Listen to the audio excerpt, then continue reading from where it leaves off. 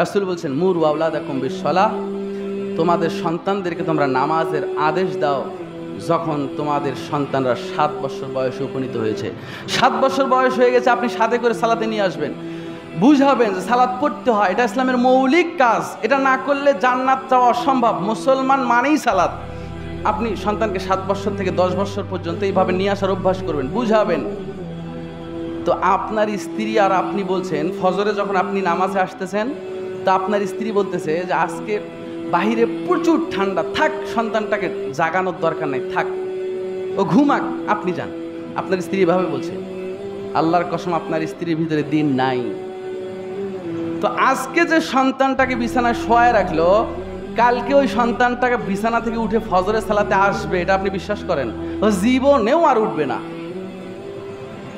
যত শীতই হোক। বাবা দেখো আমি উঠে গেছি, এটা কোনো শীত হইল?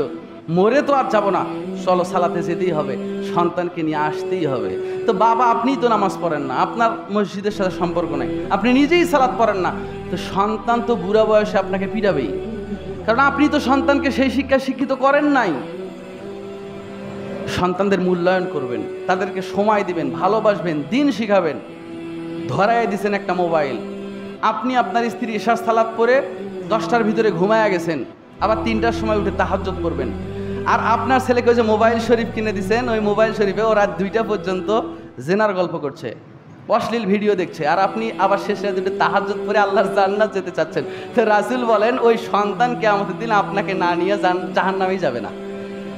আপনি কিন্তু তাহাজ্জুদ পড়ছেন, 5 ওয়াক্ত সালাত পড়ছেন, কিন্তু সন্তানকে কিনে দিয়েছেন কি? মোবাইল।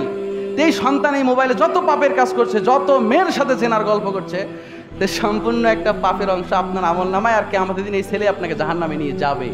এই কথা মুহাম্মদ সাল্লাল্লাহু আলাইহি ওয়াসাল্লাম বলেছেন। এখন শোনেন, সন্তান যদি 10 বছরে গিয়ে সালাত না পড়ে, রাসূল বলেন ওয়াজরিবুহুম, তোমরা তাদেরকে আঘাত করো, তারপরেও যদি কাজ না হয় তাহলে তার বিছানা আলাদা করে দাও, ঘর ছাড়া করো, বাড়ি ছাড়া করো, ওকে তেজ্য পুত্র করে দাও। ওকে সন্তান পরিচয় দেওয়ারই প্রয়োজন নাই। এতে করে কি হবে? ওকে যদি ত্যায্য করে দিতে পারো, তাহলে আল্লাহর কাছে ওই সন্তান সম্পর্কে আল্লাহ আপনাকে আর জিজ্ঞেস করবেন না। কিন্তু আপনি তাহাজ্জুদ পড়েন, হজ করে আসছেন, আপনার বাড়িতে থাকে, আপনার ছাদের নিচেই থাকে, আপনার রোজগার করা টাকাই খায়, আপনার বাড়িতেই ঘুমায়, নামাজ পড়ে না, সালাত নাই, কোরআন তেলাওয়াত জানে না, সারা রাত প্রেমের গল্প করে, আর অশ্লীল যত কাজ সব করে, মোবাইলে জুয়া খেলে। তো রাসূল সাল্লাল্লাহু আলাইহি ওয়াসাল্লাম বলছেন এই সন্তান ধ্বংস হওয়ার জন্য আর কিছু লাগে না, এই সন্তানই আপনার ধ্বংসের জন্য যথেষ্ট, লাভ হবে না।